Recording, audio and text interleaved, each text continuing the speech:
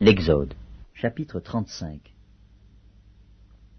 Moïse convoqua toute l'assemblée des enfants d'Israël et leur dit : Voici les choses que l'Éternel ordonne de faire. On travaillera 6 jours, mais le 7e jour sera pour vous une chose sainte. C'est le sabbat, le jour du repos, consacré à l'Éternel. Celui qui fera quelque ouvrage ce jour-là sera puni de mort. Vous n'allumerez point de feu dans aucune de vos demeures le jour du sabbat. Moïse parla à toute l'assemblée des enfants d'Israël et dit : Voici ce que l'Éternel a ordonné. Prenez, sur ce qui vous appartient, une offrande pour l'Éternel. Tout homme dont le cœur est bien disposé apportera en offrande à l'Éternel de l'or, de l'argent et de l'airain, des étoffes teintes en bleu, en pourpre, en cramoisi, du fin lin et du poil de chèvre, des peaux de bélier teintes en rouge et des peaux de dauphin, du bois d'acacia, de l'huile pour le chandelier, des aromates pour l'huile d'onction et pour le parfum odoriférant, des pierres d'onyx et d'autres pierres pour la garniture de l'éphod et du pectoral. Que tous ceux d'entre vous qui ont de l'habileté viennent et exécutent tout ce que l'Éternel a ordonné. Le tabernacle, sa tente et sa couverture, ses agrafes, ses planches, ses barres, ses colonnes et ses bases, l'arche et ses barres, le propitiatoire et le voile pour couvrir l'arche, la table et ses barres, et tous ses ustensiles, et les pains de proposition, le chandelier et ses ustensiles, ses lampes, et l'huile pour le chandelier, l'autel des parfums et ses barres, l'huile d'onction et le parfum odoriférant, et le rideau de la porte pour l'entrée du tabernacle, l'autel des holocaustes, sa grille d'airain, ses barres et tous ses ustensiles, la cuve avec sa base, l'étoile du parvis, ses colonnes, ses bases, et le rideau de la porte du parvis, les pieux du tabernacle, les pieux du parvis, et leur cordage, les vêtements d'office pour le service dans le sanctuaire, les vêtements sacrés pour le sacrificateur Aaron, et les vêtements de ses fils pour les fonctions du sacerdoce. Toute l'assemblée des enfants d'Israël sortit de la présence de Moïse. Tous ceux qui furent entraînés par le cœur et animés de bonne volonté vinrent et apportèrent une offrande à l'Éternel pour l'œuvre de la tente d'assignation, pour tout son service et pour les vêtements sacrés. Les hommes vinrent aussi bien que les femmes. Tous ceux dont le cœur était bien disposé apportèrent des boucles, des anneaux, des bagues, des bracelets, toutes sortes d'objets d'or. Chacun présenta l'offrande d'or qu'il avait consacrée à l'Éternel. Tous ceux qui avaient des étoffes teintes en bleu, en pourpre, en cramoisi, du fin lin et du poil de chèvre, des peaux de bélier teintes en rouge et des peaux de dauphin, les apportèrent. Tous ceux qui présentèrent par élévation une offrande d'argent et d'airain apportèrent l'offrande à l'Éternel. Tous ceux qui avaient du bois d'acacia pour les ouvrages destinés au service l'apportèrent. Toutes les femmes qui avaient de l'habileté filèrent de leurs mains, et elles apportèrent leur ouvrage, des fils teints en bleu, en pourpre, en cramoisi, et du fin lin. Toutes les femmes dont le cœur était bien disposé, et qui avaient de l'habileté, filèrent du poil de chèvre. Les principaux du peuple apportèrent des pierres d'onyx, et d'autres pierres pour la garniture de l'éphod et du pectoral, des aromates et de l'huile pour le chandelier, pour l'huile d'onction, et pour le parfum odoriférant. Tous les enfants d'Israël, hommes et femmes, dont le cœur était disposé à contribuer pour l'œuvre que l'Éternel avait ordonnée par Moïse, apportèrent des offrandes volontaires à l'Éternel. Moïse dit aux enfants d'Israël : Sachez que l'Éternel a choisi Betsaléel, fils d'Uri, fils de Hur, de la tribu de Juda. Il l'a rempli de l'Esprit de Dieu, de sagesse, d'intelligence, et de savoir pour toutes sortes d'ouvrages. Il l'a rendu capable de faire des inventions, de travailler l'or, l'argent et l'airain, de graver les pierres à enchâsser, de travailler le bois et d'exécuter toutes sortes d'ouvrages d'art. Il lui a accordé aussi le don d'enseigner, de même qu'à Oholiab, fils d'Ahisamach, de la tribu de Dan. Il les a remplis d'intelligence pour exécuter tous les ouvrages de sculpture et d'art, pour broder et tisser les étoffes teintes en bleu, en pourpre, en cramoisi, et le fin lin, pour faire toute espèce de travaux et d'inventions. L'Exode, chapitre 36. Betsaléel, Oholiab, et tous les hommes habiles en qui l'Éternel avait mis de la sagesse et de l'intelligence pour savoir et pour faire, exécutèrent les ouvrages destinés au service du sanctuaire, selon tout ce que l'Éternel avait ordonné. Moïse appela Betsaléel, Oholiab, et tous les hommes habiles dans l'esprit desquels l'Éternel avait mis de l'intelligence, tous ceux dont le cœur était disposé à s'appliquer à l'œuvre pour l'exécuter. Ils prirent devant Moïse toutes les offrandes qu'avaient apportées les enfants d'Israël pour faire les ouvrages destinés au service du sanctuaire. Chaque matin, on apportait encore à Moïse des offrandes volontaires.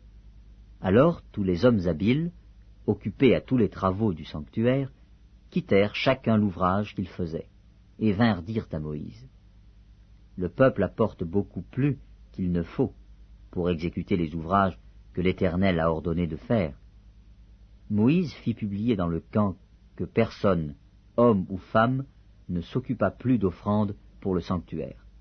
On empêcha ainsi le peuple d'en apporter. Les objets préparés suffisaient, et au-delà, pour tous les ouvrages à faire. Tous les hommes habiles, qui travaillèrent à l'œuvre, firent le tabernacle avec 10 tapis de fin lin retors et de fil bleu, pourpre et cramoisi. On y représenta des chérubins artistement travaillés. La longueur d'un tapis était de 28 coudées, et la largeur d'un tapis était de 4 coudées. La mesure était la même pour tous les tapis. 5 de ces tapis furent joints ensemble. Les 5 autres furent aussi joints ensemble. On fit des lacets bleus au bord du tapis, terminant le premier assemblage. On fit de même au bord du tapis, terminant le second assemblage. On mit 50 lacets au premier tapis, et l'on mit 50 lacets au bord du tapis, terminant le second assemblage. Ces lacets correspondaient les uns aux autres. On fit 50 agrafes d'or, et l'on joignit les tapis l'un à l'autre avec des agrafes. Et le tabernacle forma un tout. On fit des tapis de poils de chèvre, pour servir de tente sur le tabernacle. On fit 11 de ces tapis. La longueur d'un tapis était de 30 coudées, et la largeur d'un tapis était de 4 coudées. La mesure était la même pour les 11 tapis. On joignit séparément 5 de ces tapis, et les 6 autres séparément. On mit 50 lacets au bord du tapis terminant un assemblage, et l'on mit 50 lacets au bord du tapis du second assemblage. On fit 50 agrafes d'airain pour assembler la tente, afin qu'elle formât un tout. On fit pour la tente une couverture de peaux de bélier teintes en rouge, et une couverture de peau de dauphin qui devait être mise par-dessus. On fit les planches pour le tabernacle, elles étaient de bois d'acacia, placées debout. La longueur d'une planche était de 10 coudées, et la largeur d'une planche était d'1 coudée et demie. Il y avait pour chaque planche 2 tenons, joints l'un à l'autre. L'on fit de même pour toutes les planches du tabernacle. On fit 20 planches pour le tabernacle du côté du midi. On mit 40 bases d'argent sous les 20 planches, 2 bases sous chaque planche pour ces 2 tenons. On fit 20 planches pour le second côté du tabernacle, le côté du nord, et leurs 40 bases d'argent, 2 bases sous chaque planche. On fit 6 planches pour le bord du tabernacle du côté de l'occident. On fit 2 planches pour les angles du tabernacle dans le fond. Elles étaient doubles depuis le bas et bien liées à leur sommet par un anneau. On fit de même pour toutes les deux, aux 2 angles. Il y avait ainsi 8 planches, avec leurs bases d'argent, soit 16 bases, 2 bases sous chaque planche. On fit 5 barres de bois d'acacia pour les planches de l'un des côtés du tabernacle, 5 barres pour les planches du second côté du tabernacle, et 5 barres pour les planches du côté du tabernacle formant le fond vers l'Occident. On fit la barre du milieu pour traverser les planches d'une extrémité à l'autre. On couvrit d'or les planches, et l'on fit d'or leurs anneaux pour recevoir les barres, et l'on couvrit d'or les barres. On fit le voile de fil bleu, pourpre et cramoisi, et de fin lin retors.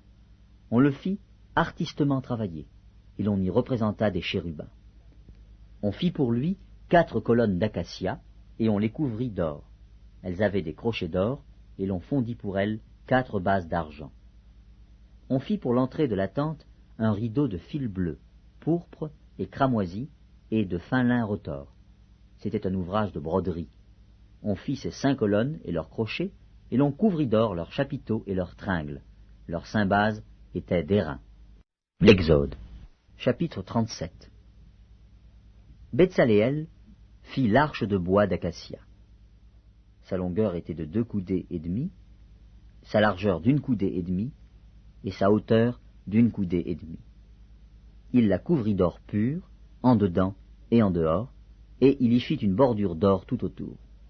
Il fondit pour elle 4 anneaux d'or, qu'il mit à ses 4 coins, 2 anneaux d'un côté et 2 anneaux de l'autre côté. Il fit des barres de bois d'acacia et les couvrit d'or. Il passa les barres dans les anneaux sur les côtés de l'arche pour porter l'arche. Il fit un propitiatoire d'or pur. Sa longueur était de 2 coudées et demie et sa largeur d'1 coudée et demie. Il fit 2 chérubins d'or. Il les fit d'or battu aux 2 extrémités du propitiatoire, un chérubin à l'une des extrémités et un chérubin à l'autre extrémité. Il fit les chérubins sortant du propitiatoire à ses 2 extrémités. Les chérubins étendaient les ailes par-dessus, couvrant de leurs ailes le propitiatoire et se regardant l'un l'autre. Les chérubins avaient la face tournée vers le propitiatoire. Il fit la table de bois d'acacia. Sa longueur était de 2 coudées, sa largeur d'1 coudée et sa hauteur d'1 coudée et demie.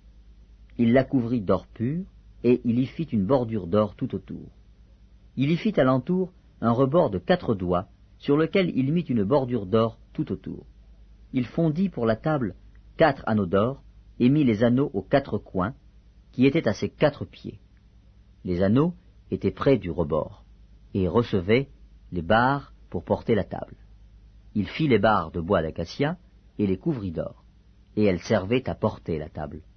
Il fit les ustensiles qu'on devait mettre sur la table, ses plats, ses coupes, ses calices et ses tasses pour servir aux libations. Il les fit d'or pur. Il fit le chandelier d'or pur. Il fit le chandelier d'or battu. Son pied, sa tige, ses calices, ses pommes et ses fleurs étaient d'une même pièce. 6 branches sortaient de ses côtés, 3 branches du chandelier de l'un des côtés et 3 branches du chandelier de l'autre côté. Il y avait sur une branche 3 calices en forme d'amande, avec pommes et fleurs, et sur une autre branche 3 calices en forme d'amande, avec pommes et fleurs. Il en était de même pour les 6 branches sortant du chandelier.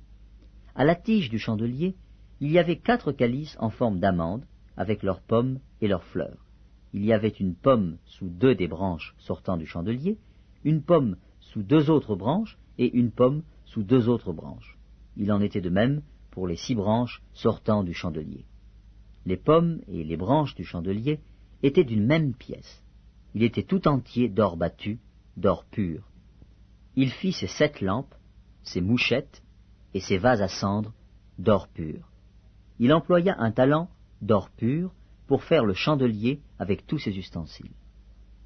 Il fit l'autel des parfums de bois d'acacia. Sa longueur était d'1 coudée et sa largeur d'1 coudée. Il était carré et sa hauteur était de 2 coudées.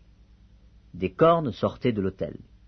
Il le couvrit d'or pur, le dessus, les côtés tout autour et les cornes, et il y fit une bordure d'or tout autour. Il fit au-dessous de la bordure 2 anneaux d'or aux 2 côtés.